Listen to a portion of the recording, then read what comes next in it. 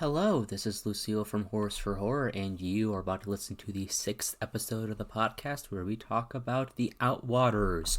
Just want to preface this episode with content warnings as per usual. This episode contains a lot of talk of just blood, gore, mutilation, murder, just horrific things happening to people in really upsetting ways.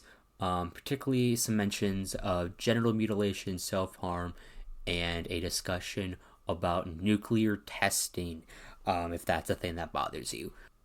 So proceed on this episode with caution, and if you listen, hope you enjoy it. Have a good rest of your day.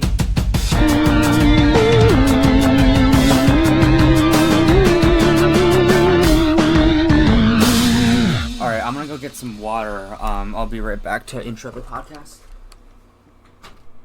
This shit was fucked up, man. Yeah. This shit sucked. This movie fucked me up. Yeah. Yeah, it really made you fear.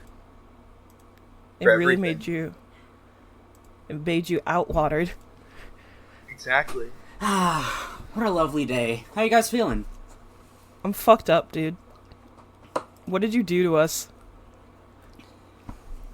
Lucy, what the fuck's wrong with me? Honestly. Well, why did you show us this movie? Because I really want to welcome to Horrors for Horror, a podcast where three friends get together and talk about what they're watching in the world of horror. I'm Lucille. I'm Tabs. I'm Will. And we had a hell of a time this week. We watched the Outwaters 2023 film, 2022 premiere, directed, written, starred, edited, jack of all trades, Robbie Joe Banfitch. What a fucking film this is. This movie, I love horror movies, obviously. And I like... Why would you run this podcast? I know. And I love fucked up horror movies. Like, that's also a thing that I like to enjoy. This movie, I genuinely sat there for a good portion of this movie with my mouth agape because I just, was I don't know exactly what it was, but this movie, it fucked me up. It fucked me up, dude. Yeah. Genuine fucking, horror. Genuine, fucking fear seeping through every fucking minute of this film. God, yeah. So I chose this episode mainly because I really want to see this movie again. I have chosen the past few movies in a row, but I'm letting the gang go, pick some movies next time. They're not going to tell me what they're going to pick. I have specifically asked them to not tell me what they pick, to spite me. But the reason why I want to do this one episode was the day this movie came out, I hosted a watch party of it with my partner and some of my friends. And we all got together in a server and watched this. And I have never seen a movie with that amount of people where the reaction was that divisive. On top of that, being a fucking movie that felt so hellish. This movie, by all accounts and purposes, fucking sucks to watch. And I don't mean that in, a bad way at all. It's so much. God, the entire cast and crew put everything into this movie. And both times I've watched it, I have just come out feeling worse. Like a worse person. Because it's just so visceral. Yeah, it's an extremely fucking dense movie. There is so much going on it's so much that is like beyond like comprehension or explanation that it's just so much. It's so much. Yeah. So basic premise for this, if you haven't seen the Outwaters yet and you're just kind of just wondering, like, cuz like I'm a person who talks about horror movies a lot. And so my friends listen to this podcast who don't really watch horror movies. And so just like they don't really watch the movies, and I'm saying, like, if you are easily squeamish or easily terrified, maybe sit this one out. If you don't watch horror movies, don't watch this horror movie. Like, don't. Just don't. It is something that is not great for beginners. I don't want to say that because it sounds so pretentious, but like, it is just something that, like, it is not an easy horror movie for even like really big fans of horror movies to watch. Yeah. So I would not recommend it to people necessarily who are not used to horror movies, if that makes sense.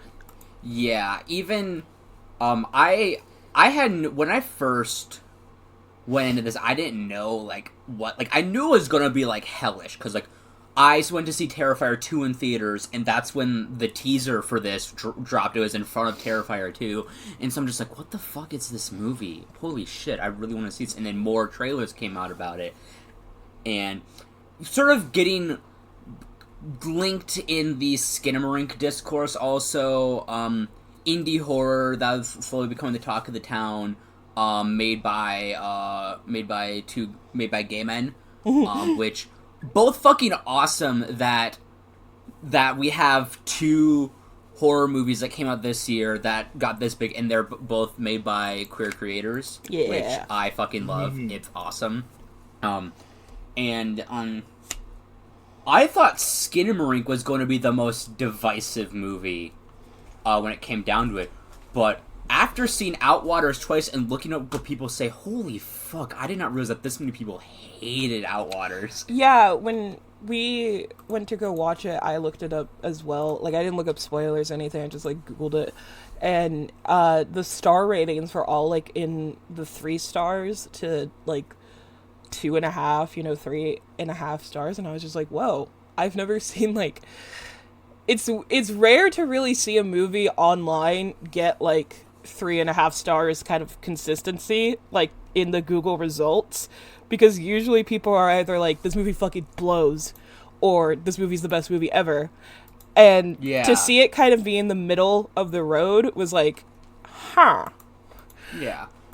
One thing that I also really liked is, just before getting into the movie about, like, the review, is Robbie seems to have a pretty good sense of humor about it all.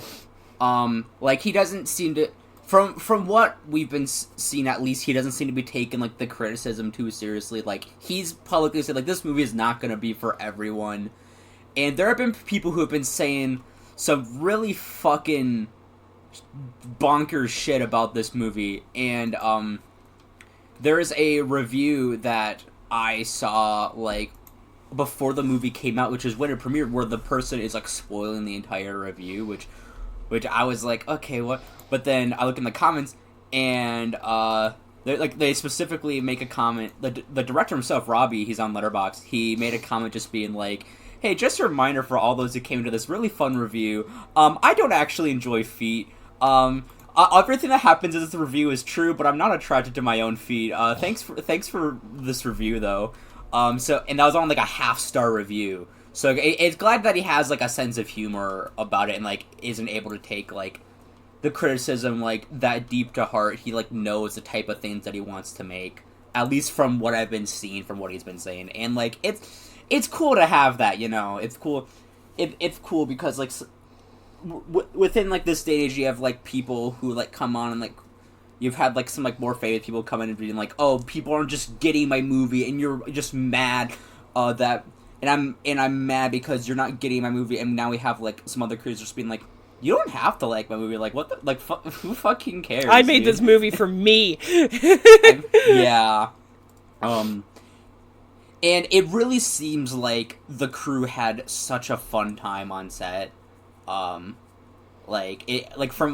pictures that I've seen and stuff, that it just seems like they had such a fun time. It seemed like it's a very close-knit film. The entire crew is basically just friends and family of Robbie.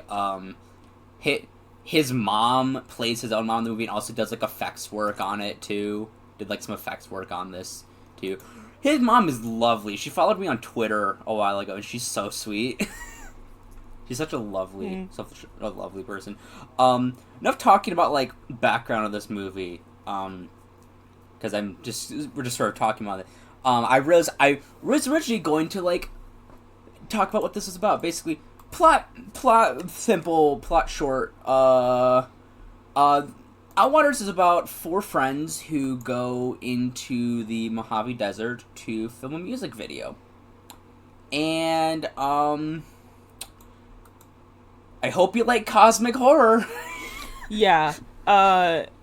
We basically all agreed after this movie, because we had a small discussion afterwards about it. We basically all agreed that this is Lovecraftian, this is... Yes. In the sense of perceiving horror that you cannot perceive. This is what that means. This was definitely something that just the protagonist and the other characters all witnessed something that they should have never seen, and just should have never saw it, because it just fucked their mind completely up. And I think if it's... Oh. There is nothing left, basically, to their mind. It is all gone. Oh my god, yeah. The only thing left in their mind is the horror they witnessed. And I think that is just, I think that comes across pretty well throughout the movie, is that you could just tell that, there is nothing left for these characters after this. There is no coming back from this, quite literally. No amount of therapy could fix this motherfucker. Implying that they're even going to make it to therapy. Yeah, I know, yeah, but Yeah. In the bright world where everyone in this movie survives and can make it out. And as above, so below, where they all escape the catacombs at the end. Mm-hmm. Spoilers for yeah. so below, I guess. But fuck yeah. I think something that I just realized, Will, you were trying to say something earlier. I'm sorry. Oh no, that's all right. I was just gonna say I think it's really interesting to see a Lovecraftian inspired film take the direction of a found footage movie. Mm-hmm. I think it surprisingly lends very well to the genre or style of filmmaking, where you're you really can't see everything the person filming is seeing, or yeah. I think that's what makes this movie so scary to me. I've always been one to go to bat for found footage movies. I think most of the time they get a really bad rap. There's a lot of found footage movies out there that I've seen that I love that people don't like. There's some bad ones, I'm willing to admit.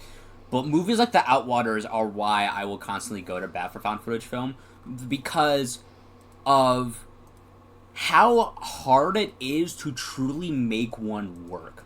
And The Outwaters works, and it's a long, it's 100 minutes long, and it feels that, but you relish in that fact because you actually get to know the characters for the first half of the movie. You get to know you see these characters interact and how they are as friends and as family, and what they act like, and they feel like actual real people. And I think it all also helps because all the cast members are friends in real life.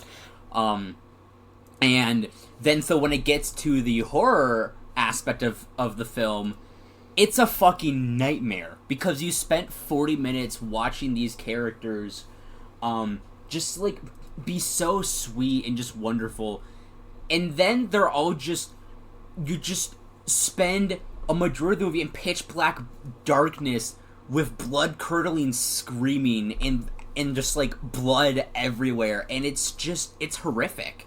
It's deeply upsetting, and it's really hard to watch because it's just like it genuinely feels like the people like they say that at the beginning of the movie they say that this was recovered by like the Mojave Police Department, I believe, the footage. Yeah. And you really get the sense in the footage that the cop who's watching this does not want to watch the footage and isn't trimming the footage and just putting every bit of video from the SD card onto it and combine it, because every scene feels like it goes on for so long in the best way. Yeah.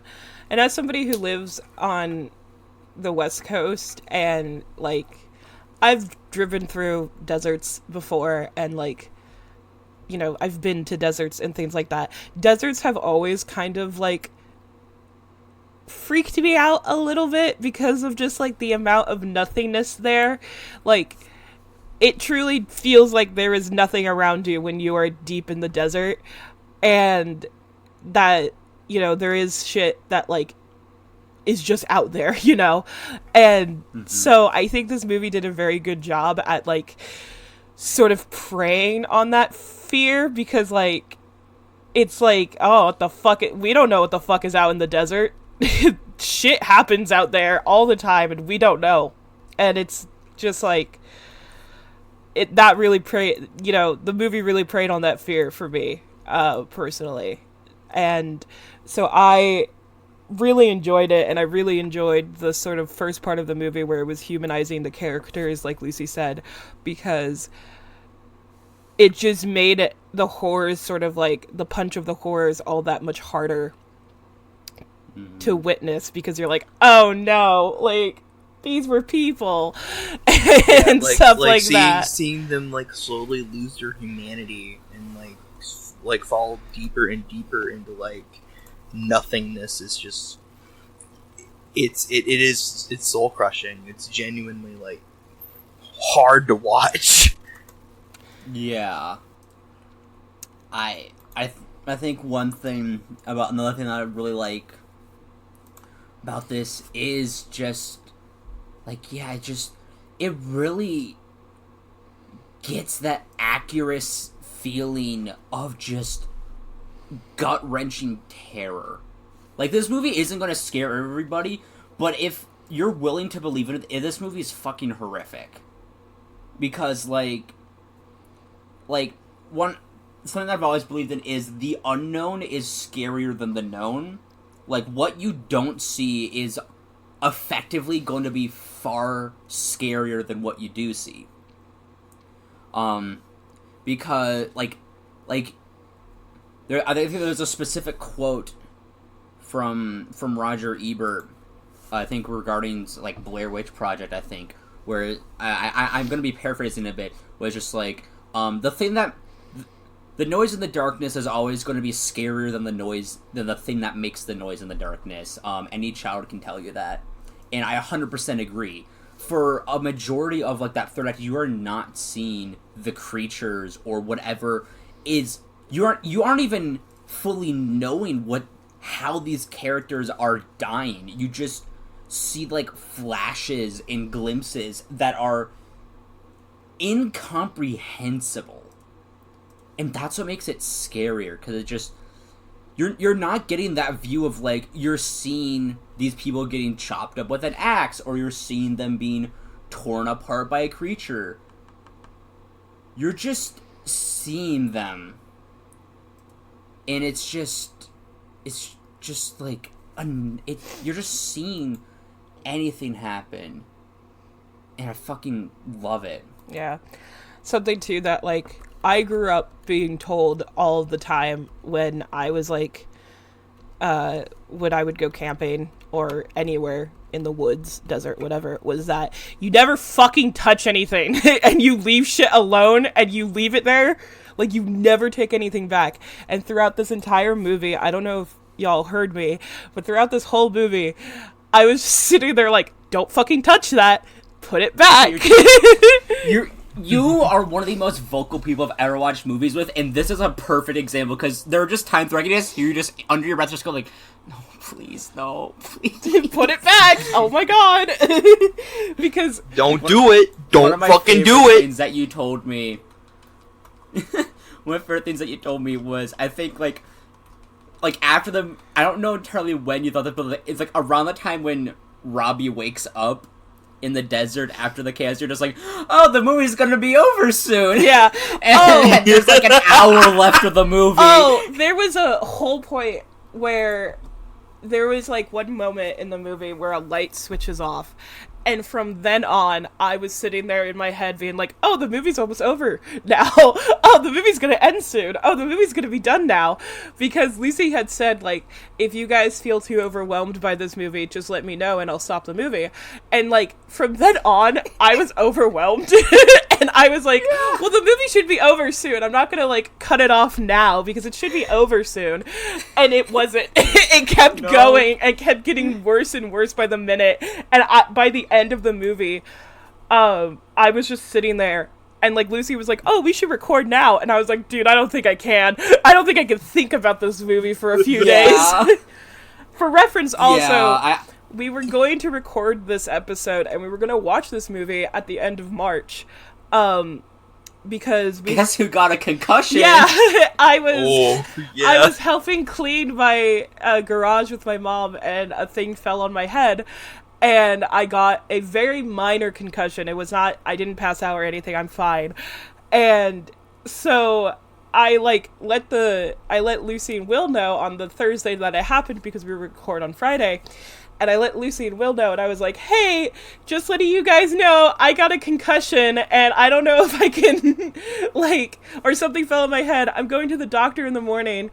I'll let you guys know. Imagine watching this movie while having a concussion. I think I'd die. Oh, it was insane. Like, I was pretty okay, but they had told me, like, try not to, like, watch things, like, try to limit your screen time, you know, and I sat there and I was like, I don't think I can watch any horror movie, let alone one that Lucy has, like, brought up, made her feel uncomfortable and fucked up. Yeah. Because, when I watched this, I watched this with my partner. For the first time I watched it with my partner and a couple of my best friends.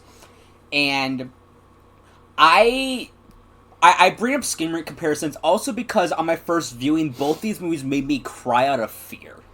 I don't do that. I don't think I've ever done that since I was 4 years old watching Jumanji. Which is still a movie that I have not gone back to because that fucked me up so much. We watched a little bit of it. We got pretty far. We watched a little bit of it, and I started to cry. I'm like, can we turn this off, please? I can't. But, yeah, like, it overwhelmed me so much. And I think the perfect encapsulation of that overwhelmness came from my second viewing watching it with Tabs and Will. Because as soon as the movie ended, Tabs just goes, is it over? And the credits roll, and both of them just go, fuck! Like, I put in my Letterboxd review, and I will say it here, I don't think I can genuinely say I enjoyed this movie, because I don't think that's the right word for this type of viewing. I think this movie is good and great, and that has a lot of great parts of it, but I don't think I can actively say that, like, I enjoyed watching this movie, because... Oh, no. It's not... You know, like, one of my top movies is The Thing, and that movie is pretty fucked up with its gore and things like that. I enjoy watching The Thing because it makes me, you know, nervous and like, it's like, spooky, scary.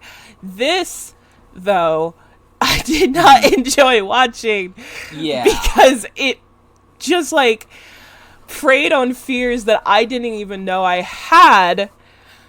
And I was just, like, sitting there like, who was this made for? You know, like, this was a movie that you're like, who asked for this? Me. Yeah, exactly. Yeah. As someone who actively was freaking out during both viewings of this movie was made for me. I mentioned this, I think, in my first Letterboxd review, or for this, or when I ended up seeing this for the first time. When I was in 5th grade, I wrote a story about me and my friends staying at a hotel, and then we wake up and all of our skin is missing. The fuck is wrong with you? What the hell is wrong with you? Yeah, I read this in front of my 5th grade class. Oh no! Oh. I got an A+ on it. Can you imagine just like one of your classmates, like their parents are like, "Oh, honey, what did you do at school today?" Lucy came up in the front of the class and read a story about how she didn't have any skin left. What? And I think there are times where I'm just like, I'm so curious as to why they kicked me out of my first school that I went to. And then I think about how when I was in 5th grade, I wrote this story. I'm like, okay, yeah. Yeah, it makes sense. Yeah, it tracks. It wasn't that school that I was kicked out of, though. But it was just like, that's a story for another podcast. But God, yeah, I don't enjoy watching this movie either because it is so fucking scary to me. It's so viscerally terrifying. And it feels like every time I watch this movie, I feel like I want to die. Like, not in the sense of like, oh, like I'm going to off myself, but just like the gut feeling afterwards just feels like I've been in hell for the past 2 hours. I've been in hell for the past 2 hours. I feel dread. I feel hopeless. I feel like I'm in a nightmare after watching this movie. Like, I feel like watching this movie killed me. Like, that's the type of feeling that I get when watching it. Which is normally not the type of praise you want to hear for a movie that you give a 9 out of 10, like I did. But, like, it's just, when it works really well. It does. It really does. Like, it is just something that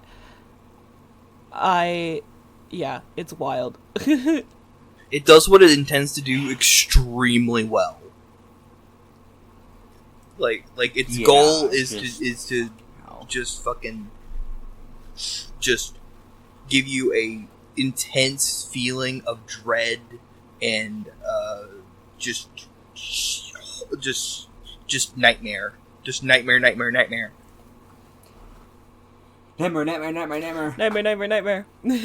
It was... I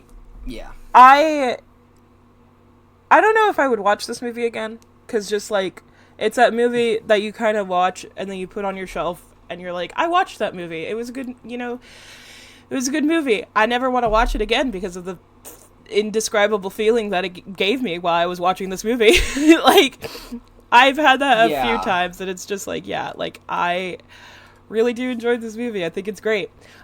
I would maybe recommend it to some people and maybe some friends in the future, but I'll never watch it with them. Yeah. I have a few movies. There are generally a few movies where it's like, I don't think I'd ever watch them again. Outwaters is not one of them. I initially said that was Skinamarink, but then I ended up seeing it 2 more times. I ended up seeing Skinamarink in theaters, which I would love to see the Outwaters in theaters. Like, holy fuck. If I can, like, that would be fucking hell. One thing I wanted to mention also is when we finished the movie, you mentioned something about like wanting to like form your thoughts and like what it all meant. Do you have like an interpretation of the movie at all, Tabs? Yeah, I do. I'll go first because I kind of have thought about it for a bit. I don't know how to say this without being like, I'm from the West Coast, but I was speaking like what's her name in the is it? I think it's Ashley. I think it's Ashley, the one that like no, it's Angela. It's Angela, the one that has the vocal fry and like the Valley Girl. We fucking accent. love Angela so much. Tabs is from the West Coast, and every time Angela spoke, you're just like. They're like, I need to know, is this person actually from the West Coast or not? Because that voice, I've heard that voice. Like, I've talked to people who have that vocal. I remember distinctly, too, growing up. And on the news, there was a segment about how girls were starting to do the vocal fry and do the little, like, question mark at the end of their voice all the time. And this was, like, on the news talking about it. And so, like, I remember distinctly, like, growing up and, like, hearing that, and I still hear it to this day, just, like, the intense vocal frying of the voice at the end. Like, ugh, it was so good. It was my ASMR. I swear. Like, it was so good. No, but so, I've also been very interested in, like, history and things like that about the West and stuff like that, and primarily the deserts of the Western United States. In fact, part of the reason why I couldn't watch this movie with Lucy the first time that she watched it was I was on my way home from Las Vegas. And in Las Vegas, there is a atomic testing museum that's about the nuclear and other atomic testing that they did in the deserts of the Western United States. And so throughout this movie, we're watching this movie about this, like, fucked up thing in the desert that is causing people, like, horrible things that should never be seen and stuff like that. There's a brief section of the movie where a character falls down onto the ground and he uncovers a sign that says prohibited area, you know, and there's also a gas mask nearby. And I remember, too, it saying, like, there was nuclear testing nearby. So in my opinion, and kind of how I thought, is that because there are areas of the deserts of the Western United States that you are not allowed to go to because of the amount of radiation and leftover stuff from these atomic testing sites, that this was that one of those areas. And that, unfortunately, through probably some dust storms, the signs were knocked down or something removed them. We don't know. And what had happened, like, in this area was that due to the radiation or something from those test sites, it just, like, mangled something and turned it into something that is just horrible and horrifying. And I like that idea because it sort of, like, talks, it lends itself into the idea that this was a man-made horror because it was, you know, because we did testing sites there and stuff like that. And so that's kind of the vibe that I got from the movie, was that it was just left, like, this was an area that no human nowadays should have been at because of the radiation poisoning and other radiation leftovers from the previous atomic testing sites, which has its credence in real life because there are areas of the Mojave Desert and other deserts in the Western United States that are not, you cannot go into because of leftovers, basically. And it's also something, too, that has been sort of politicalized because of certain areas belonging to, well, I don't want to say politicalized, that's probably the wrong word, but these were once areas that belonged to indigenous peoples of the area. And now you have people who are like, yeah, you just can't go here anymore because we took this land from you and we poisoned it. And so it's very just like, I don't know. It really interested me, and I would like to see maybe, I know there's like an epilogue and a prologue to this movie that we haven't watched yet, and I would like to see maybe if they like touch on that in that. If not, that's fine too. This could also just be, I don't want to say it. This could all just be a theory. Shut up. And, you know, maybe not something like I just looked more deeper into, because yeah, I did just get back from the Atomic Testing Museum, where it did talk about literally them, you know, the United States government going into the deserts of Nevada, California, Arizona, Utah, and just like quite literally blowing up bombs, nuclear bombs in the middle of the desert, and the sort of like fallout, quite literally, the fallout from that, because there were multiple different towns too surrounding the areas that have higher cancer rates because of the wind carrying over radiation. So I don't know. I thought it was really cool and interesting that they kind of gave a clip of that and stuff. So I don't know. It seems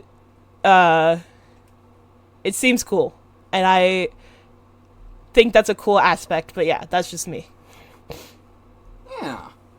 I think that's definitely a very interesting interpretation of it, because like I didn't notice that sign until my second viewing. I was just like, oh fuck. Yeah, it's definitely something that like he spends like a few seconds on it. Like he uncovers it, there's a gas mask, and I think maybe if you haven't really like known that the United States government did that in our country, that you might have sort of like not realized what it meant, if that makes sense. Like, because it's not like people know about it kind of, but it's not super well known that like, yes, quite literally the United States government went to the middle of the desert and blew up nuclear bombs to test them in the middle of the fucking desert, or atomic bombs, sorry. Goddamn, you're going to jail. I know, I'm going right to jail. Handcuffs on their paws right now. And so I think like if maybe you didn't have that knowledge beforehand, or if you're like me, somebody who just came back maybe from a fucking museum about that whole scenario, you might have not taken as much of a sort of like you would have looked into it deeper as much maybe. But yeah, I think that's super interesting because I think sort of pointing out, like, it's super interesting to me to have, like, instead of it being like a cosmic deity that woke up, or, you know, truly Lovecraftian where it was like a old god, quote unquote, that was awoken, if it was maybe truly just man-made, and this like could have all been prevented had the United States government not done that 50, 60, 70 years ago. And yeah, like, this could have all been avoided if man was not greedy warmonger, like, you know, war prophet, you know, shit like that. Yeah. Because that really does, like, interest me. It just, yeah, this was completely man-made. There was, you know, because the United States government, however long ago, decided to blow shit up in the desert. Yeah, like, I one thing that I also really like about that is, like, it's, like, it partially adding on to that with my own little theory about it is, like, it's, like, half man-made and also half, like, demonic, I think, because there definitely is some, like, supernatural elements going on here, but there is but after you talk about it, I believe that there is a very possible strong chance of, like, nuclear radiation. Because, like, I don't know how the whole ending with what happens and how he's still alive is just like, yeah, that's like nuclear radiation. I think there's some demonic shit going on too. Yeah, I definitely I'm not gonna think discount, like, I'm not gonna discount nuclear radiation because holy fuck, dude. I mean, my knowledge of, like, there have been, like, victims of nuclear fallout and nuclear things where they are in horrible conditions and yet they're still alive. I won't go into too much detail about that because it is quite fucked up to read about, but there was in fact a person who was kept alive under horrible conditions because of and he was a victim of a nuclear meltdown, and he was, like, kept alive, prolonging his life to a certain degree. So technically it could be, but I don't think that's maybe what they were going for in this movie, because, like, what the guy did, I don't think any human could withstand, and Yeah. the things that he's... Who knows? Maybe that is what Robbie planned the entire time, and you predicted. I predicted it, and now I'm gonna get shot. Like he'll listen to this podcast, and he'll be like, "Well done, Tabaxi. This is you are the first person to understand exactly what I'm going through, what I was going through. You get gold star. I like, my dad grabs the mail and you get sent to the Mojave Desert on vacation. Woo!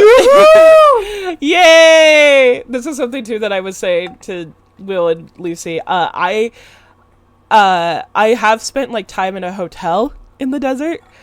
I will never fucking camp in the desert because of like, I've had a fear of just like, there's nothing in the desert, y'all. There's nothing around for miles. I don't want to be there. I want to be in my comfy little bed with my cat. I don't want to be in the fucking desert. Like, you don't want to wander around the desert in the dark, seeing yourself and seeing your friends get chopped up and tentacles and then cut off your own dick? No. Well, first I would have to get a dick, but, no. Okay, you can cut off your own clit. Jesus Christ. They do that in Antichrist. I know. Christ almighty. Yeah. Shot Antichrist, by the way. I fucking hate Lars von Trier as well. I like that movie. But yeah, like I was said earlier, this movie was definitely preyed on a small fear I have of the desert in the first place, because yeah, I've always kind of been like, the desert's so pretty and cool, but I will safely enjoy it from a hotel, or I will safely enjoy it from my car as I drive through it because I'm going somewhere else. I can see the appeal of wanting to stay, like, camp in the desert and things like that, but I will never do it. Like, I enjoy civilization. I enjoy there being people around. Yeah. I will never want to stay somewhere that quite literally means that there is nothing around you. I once stayed in Wyoming, and we stayed at this fucking Courage the Cowardly Dog cabin in the middle of nowhere. And I remember waking up, going outside, and seeing fucking nothing but desert. Oh god, yeah. Like, I've been to Wyoming, like, I went to Wyoming when I was, like, very, very, very young. I was a baby still. But we drove there and stuff like that, and yeah, same here. And I did drive from Oregon to Salt Lake City, and when you drive that way, one of the ways to go through is through Oregon's high desert and Idaho and like Boise and things like that. And I've driven throughout Oregon's high desert a few times, and there is just it's nothing for miles. Like, you are just surrounded by there's not even trees, because it's a fucking desert. And so you're just surrounded by nothing, and that in itself is terrifying to me, because it's just like, yeah, I could see why people died in the desert. Like, when they were moving west or before that and stuff like that. I could see how, because like truly there is nothing. And yeah, so this movie definitely preyed on that on me, because I was sitting there like, simply I would just avoid this by not going into the fucking desert. Like, I would simply just avoid this entirely by just not doing this. Yeah. I would stay at a nice little resort, and I would be like, wow, the desert's so nice, I'm gonna go into my comfy little bed. Woolard, do you have anything to add? Not necessarily in, like, the terms of, like, a theory. Tabs and you basically said everything, like, I could say. But I wanted to, like, kind of pose a question of sort of, like, is, like, trying to explain the horrors and the, like, happenings of this movie diminishing the impact or the, like, just the horror of the movie itself. Like, what is the yeah, it ruins the effect. It ruins the illusion. Like, I can see what you're putting down. Yeah. Like, when does it, like, fully, like, just take the magic right out of it? Yeah, I think that definitely is part of, like, what probably the director and writer was going for, was the aspect of you don't know what the fuck is going on, and you will not know what the fuck is going on, because we don't know what the fuck is going on. And so I can kind of get what you're meaning, like, you know, discussing it and trying to discuss, like, is it handmade or is it just, like, some fucking thing. Definitely, like, I can see what you mean, because I do think part of the point of this movie is that you don't know what the hell is happening. Yeah. Yeah, just fucking... It's just, just Yeah. scream. Just exactly. yelling. Yeah, exactly. Well, I think I don't know how much more we have on to say, but I definitely think the last few things I kind of want to say is that if you're ever peaked on the bit of movie that we've talked about, I think go into it very cautiously, I guess, because, like, Yeah. part of, I wouldn't say definitely. like, oh, look up the, you know, the trigger warnings and things, because, like, I think part of it is that you should go into this movie pretty much blind, and sort of that, but also understand this is a movie that is not for everybody. It is, Oh my god, yeah. certainly something that has me and Lucy, who are seasoned horror movie fanatics, shaking in our little boots. And I will say, however, this movie is terrifying and gut-wrenching horrific. The scariest thing actually happens, like, really early into the film, where they're, like, recording the song, and, like, she's singing, like, a really beautiful voice, and then it does a jump cut, and then it's just all heavily auto-tuned. that truly was the man-made horror that we made along the way. That's the man-made horror that this is all about. The auto-tune is what caused it. Yeah, the fucking, like, demon or whatever old god, like, heard that before and was like, well, I guess I'm gonna kill these people. Or, well, I guess I'm gonna cause... Yeah, shit. Like, the fucking, like, beast that was there that you see for, like, a brief second, whatever the hell, like, pig boar thing that was, it could hear the auto-tune all the way. And he was like, that shit sucked. Turn that fucking shit off. The voice was perfect. I say this in love, in love for the movie. Yeah. I think if we either watch the prologue and epilogue together, we'll maybe make a little mini-sode about it. Yeah, because I would love to do that, or at least, like, just, like, watch them in general. Yeah, because I am very interested in, like, what the epilogue could be about, because, like, the movie very much ends with just a, okay, I guess so, that happened. The movie ends with I think one of the most disturbing things that I've witnessed in a long time. Yeah. Like, that ending scene, like, I don't think an ending scene has given me that much chills since when I first saw Hereditary. God, yeah, oh my god. The Like, feeling I had watching Hereditary, like, the last 30 or 20 minutes of Hereditary was how I felt throughout this entire movie. Like, except, like, times 10. Yeah, like, times 10. Yeah. But god, yeah. Amazing movie. Bravo to everyone involved. I'm pulling up, like, the cast because I want to shout out all of them because, like, they all do a really good job. Robbie, Angela, Scott, Michelle, all incredible in this movie. You're all incredibly great actors. The brief moments when Leslie, Robbie's mom, shows up are wonderful. She is so sweet. The entire movie is just incredible in the most fucked up way. And if you can stomach it, I would highly recommend it. I do recommend it. I think it is a good movie. I won't watch it with you, but Yeah. I do think it's a very good movie.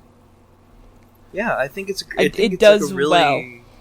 It's a really like weirdly thought provoking movie. Not in the way of like being like especially deep or especially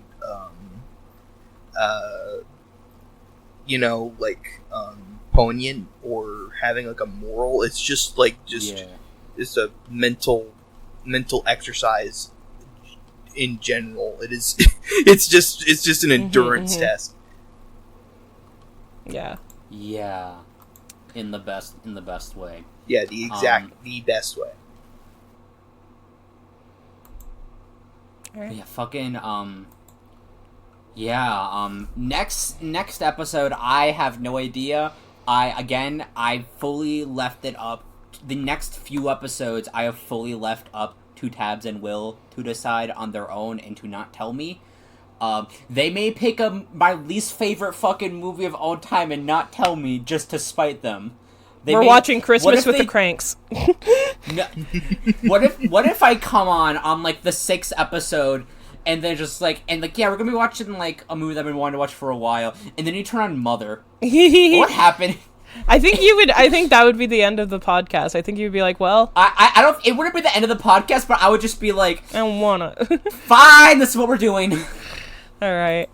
Well, make sure to follow us on Twitter at Horrors for Horror, the number 4. Yep.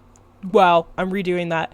Make sure to follow us on Twitter at Horrors, the number 4 Horror, and we will keep you all updated, and hopefully nobody else gets any more concussions and we can get an episode out at the beginning of next month.